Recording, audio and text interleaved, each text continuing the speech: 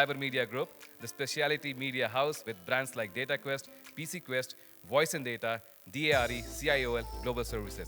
He was conferred as the National Entrepreneurship Award as the best mentor by the Ministry of Skill Development and Entrepreneurship, Government of India. He's on the Investment Management Committee of the 10,000 crore fund of funds set up by the Government of India. He's the chief mentor of Electropreneur Park, Delhi and Bhubaneswar. He's the co-founder of India Angel Network, and as an angel investor has mentored over 250 startups across various domains. He's the past president of Pan IIT Alumni India and the Association of Indian Magazines. He's the recipient of Distinguished Alumni Award at IIT Delhi and IIM Calcutta and the Helen Keller Award for working in the disability sector. He's an engineer from IIT Delhi, one of my beloved seniors as well, and an MBA from IIM Calcutta. Mr. Prashant, Mr. Pradeep, can we please have you on the stage, sir?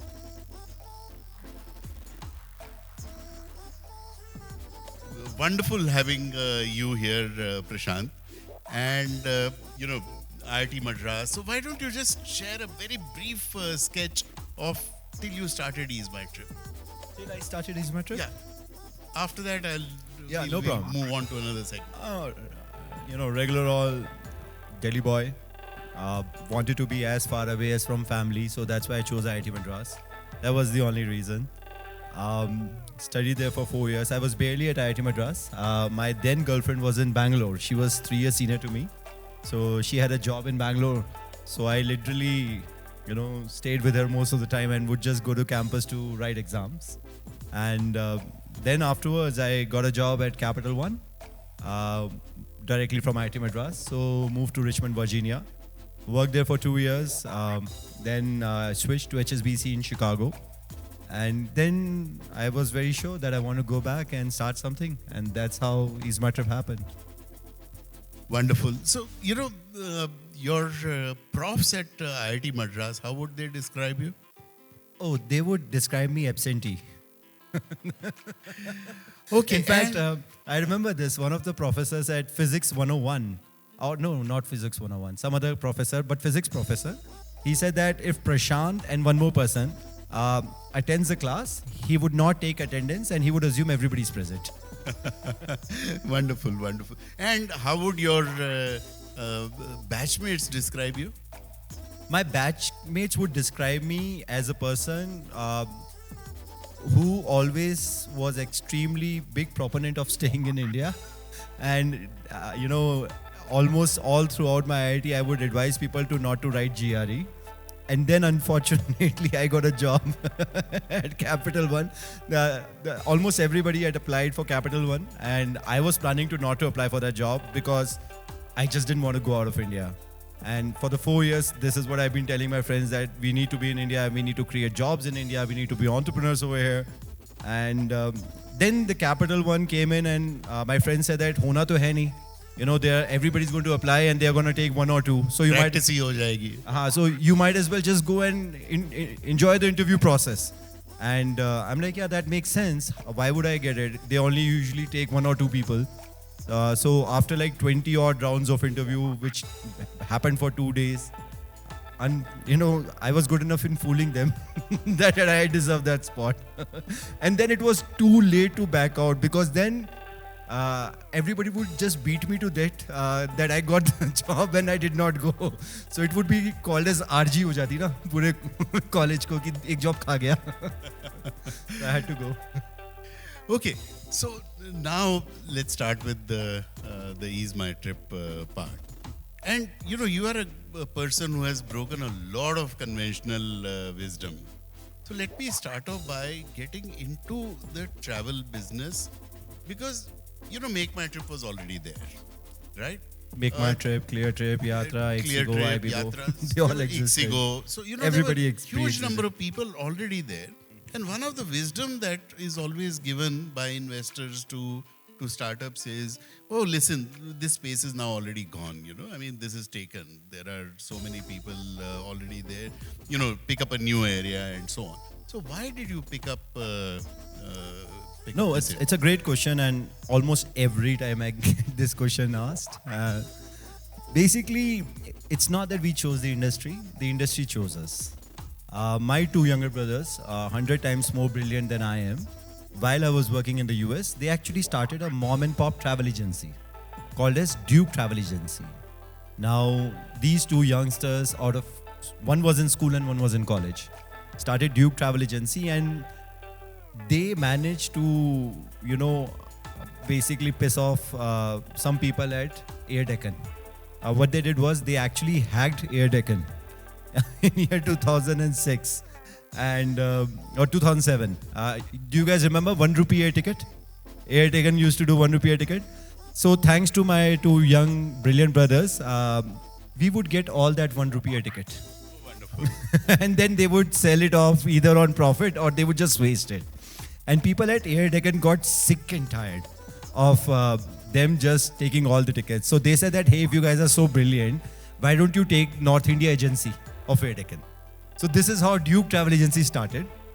And Duke Travel Agency was doing decently okay because it was the entire distributorship of North India. And I'm like, this is the perfect time to go back, and then we But together. then they lost a lot of money also. Oh right? yeah, I lost a lot of money. They were doing okay. So move back to India. We said, okay, let's create a 2.0 version of Duke Travel Agency and let's start Ease My Trip, which is basically completely online, and let's serve people. And oh boy, in the second month of me coming back, we lost 26 lakh rupees. A lot of money. That was a lot of money for a bootstrap founders like us. Almost the entire saving or whatever I could save in the US. We lost 26 lakh overnight. And I'm not going to get into detail how we lost it, but we lost it. And, I almost thought that I'm going to write to my boss in the US, sorry, please take me back. But then sanity or insanity prevailed. And we said, let's give it another go. And since then, Ease My Trip has never come to a place where we were about to shut. So what did you do differently? You're number 2 today. So what was it? So, firstly, we didn't do much differently. Firstly, my first trip when I came back to India was actually to Bangalore. I thought, hey, I'm like a guy, IIT, US, I may be able to raise some funds, right? So, Bangalore was the Makkah and Medina to raise funds. I came to Bangalore immediately after coming to India. And I thought, oh boy, I'm going to get money very easy, right? That's what my thought was. And damn, I almost got laughed off in various investors meetings that, hey, you're too late to start this. So many people have already started this. We have picked our bets. I remember people I met in those days, and they were right. We did not realize that how many people have come in this industry and they have done so wonderfully well for themselves. And everybody had picked their bet. So we couldn't raise money. I stayed away for 3-4 days. And then I realized that there's no point even having a follow-up meeting. It's very clear and evident that this space is completely overfilled and oversubscribed. And then we went back to our business. The business at that time was not, excuse me. No, it's okay. The business at that time was not basically serving consumers, but it was actually serving travel agents. The first version of Ease My Trip was basically a software for travel agents. Since we were a travel agent ourselves, we knew how could we serve travel agents better. That was the first version of Ease My Trip. So I remember after 1 or 2 days of meeting investors, I just went about meeting travel agents in Bangalore to do my business. And for the first 3 years, we basically just targeted travel agents. But I have the honor to speak to all of you because I think we went this way. We created a product we created basically a utility first, and then we moved to the product. For the first 3 years, it was a B2B company, and then we became B2C company. And that is how we were able to create our software, relationship with airlines, learn about the operations, and then become a consumer company. Right now, 97% of our business is consumer. Almost 20 million people use us on annual basis to book their flights and hotels and buses and everything. But had we started competing with Make My Trips or the likes of them in the beginning, there was no chance we could have survived. Right. So I actually say this often. The best way to become a product is actually to surrogate yourself into it by starting as a service first. Start as a service, surrogate yourself in, and then start competing with the products. Right. So new wisdom number 1 is that you can enter into a crowded space also, but pick your spot beautifully. Yeah. And if you can do that, then you can really... I can only speak from the hindsight perspective. At Right. that time, we did not know what we were doing. Now I can connect the dots and can say that yes, it would have worked only this way. It could not have worked any other way. Wonderful. Okay, now conventional wisdom number 2, right? Which is that you do an angel round, then you do a Series A, Series B, and more important than that, you burn money. Because, until and unless you burn money, investors say, Arey, you're not burning money, something must be wrong with you, right? That is the typical kind of a thing. But you have never burnt money after that initial stage. So, why did you think that you need to do it differently? I mean, it's good, right? That if we could do it profitably. I mean, the thing was that we, in the first 6 years of Ease My Trip, we had only invested 15 lakh rupees in the company. And that too, it's not like एक साथ 15 lakh रुपए लगा दिए. 5 lakh, 4 lakh, 1 lakh, 2 lakh, like that. Because we come from a humble background and that's all we could afford. So we did put a little bit amount of money, and the only thought process was that, we cannot afford to let it go. I mean, not having a plan B is a great plan A, right? So that was something which kept us going. For the first 6-7 years, we were on zero salary. It was barely breaking even for first 6-7 years. But there was no temptation, at least let's say after 3-4 years, to go and do an angel round. We tried multiple times. Oh, okay. Till year 2015, we tried. I believe that people were right. We exist purely because of our hustle. Otherwise, we were written off all this while. I have read our obituary multiple times myself. Our competitors would start spreading this thing, right? Saying that, hey, is my trip, paisa hi nahi hai unke paas, so kya jiyenge, kab tak jiyenge, right? So I must have read and heard about it from the airlines. Sir, tum to band hone wale the na? Nahi, hum hain, abhi bhi hai. So after 2015, things started changing, and we did get quite a few VCs and PEs as well who were interested in Ease My Trip. But the business was growing at 75% annually while making profit. So, I remember this very clearly, that there was one VC who came to our office, understood everything in year 2015, and offered us $57 million check for certain equity in the company at that moment. And his advice was basically to go all out and use that money to basically promote Ease My Trip even further. And we felt like that would make us be in red, and we have always been in green. So we said that we accept your money. Thank you so much for this check, but we are going to put this money in the FD, and you are going to get your, that's the best use we can do with your money right now. We are growing at 75% per annum. We don't feel the need to grow by 150%, 200% per annum. And that's the best we could do. And he took his check and he went back. Okay, so new wisdom number 2 is that, there was life before the word burn rate was discovered, all right, in the mid-90s. And I think that is again a very, very old traditional wisdom that we should go back to. Okay, so so now Ease My Trip is established and so on, okay, and you do an IPO. And I think one of those rare cases of startups, I think the only example of, perhaps I can think of 1 or 2 more examples of companies which have straight away gone and done their IPO. All right.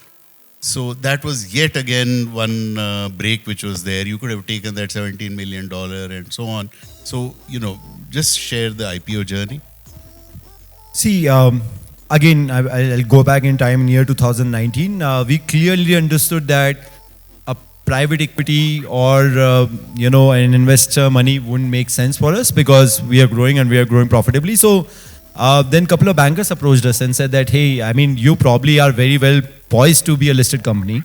So why not even think about that? And the primary reason for us to go public were 2, and I could be extremely honest around it. First is that we were 100% bootstrapped, right? We 3 brothers owned 100% of the shares. So we had no idea of what value have we created. There is no external money which has ever come inside. So we did not know for the last 12 years what value have we created for ourselves, for our employees, for ourselves. So that was reason number 1, why we wanted to understand what value it has been created for Ease My Trip.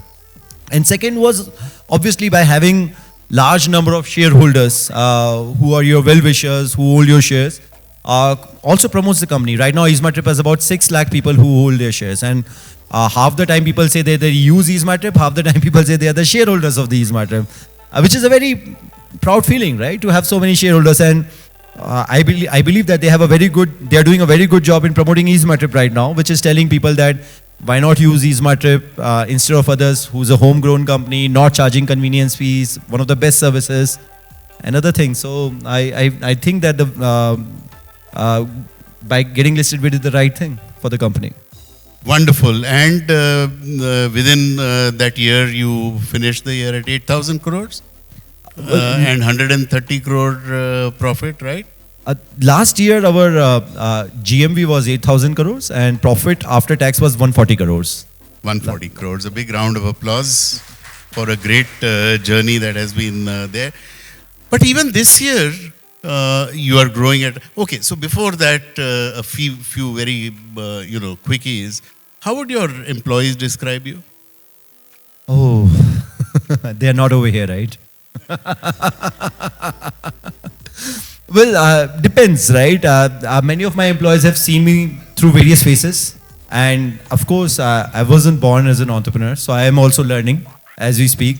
I think the first 5 years, I was very relentless, very task oriented, very brutal at some level. I would say the first 5 years. And then I did a lot of vipassana, I did a lot of meditation to team building and all to those. got better, and I found people to outsource the job, to yell at people, and I be the calmer guy. So now you have an HR department. Yeah, and so now we have other people to say things, and I just go on and say nicer things. So I think overall people would say that I have a very high level of expectation from myself. And since I have a very high level of expectation for myself, it keeps people on their toes by itself. And how would your shareholders describe you? Shareholders, yesterday this happened. I was eating pani puri before coming last night, and I wanted to see how Bangalore's pani puri is. And there was a girl next to me, and she like, "You're Prashant Pitti, right?" I'm like, "Yeah." Like, "I'm one of your shareholders." I'm like, "Oh wow, thank you." Like, "Thank you for making money for us." I'm like, "Great." So I guess since our share has went up by 3.5, 4 times since the listing, people have made good money, and I'm glad they did. Good. And because there are a lot of technology people here, so a very quick question on that. What were some of the technological changes that you brought about? WhatsApp, for instance, you went and so on, which created a difference. And looking ahead with, Gen AI coming and so on, what do you think are some of the changes over the next 5 to 10 years that you see technology bringing about in the travel business? I have a very hot take of what changes we're going to see in travel industry. And could be controversial as well. I believe that hotel industry is going to be massively disrupted. The way I see 10 years from now, specifically hotel industry is going to be massively disrupted. You're going to have, using quantum computers which are coming, using the AI which is happening right now. I believe that the traveling salesman problem will be solved. And I'm sure many of you would be aware about traveling salesman problem, which is not solved yet, would be solved. And with that, we will basically start seeing a lot of pods which are self-driven. And these pods probably will have a bed, a coffee table, a coffee maker, and you just get inside that pod and it takes you from point A to point B while you're sleeping at the night. So a lot of hotels which are used for overnight stays might actually just vanish. A lot of hotels which are next to the airport probably won't exist 10 years from now. I believe that similarly, I think world is moving towards de-infrastructuralization. Earlier, we had developed nations because they had big infrastructures. Now we are going to see developing nations take the next leap because infrastructures won't even be required.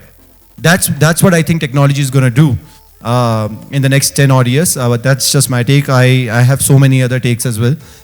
So I would rather be quiet because many of them are very controversial in nature.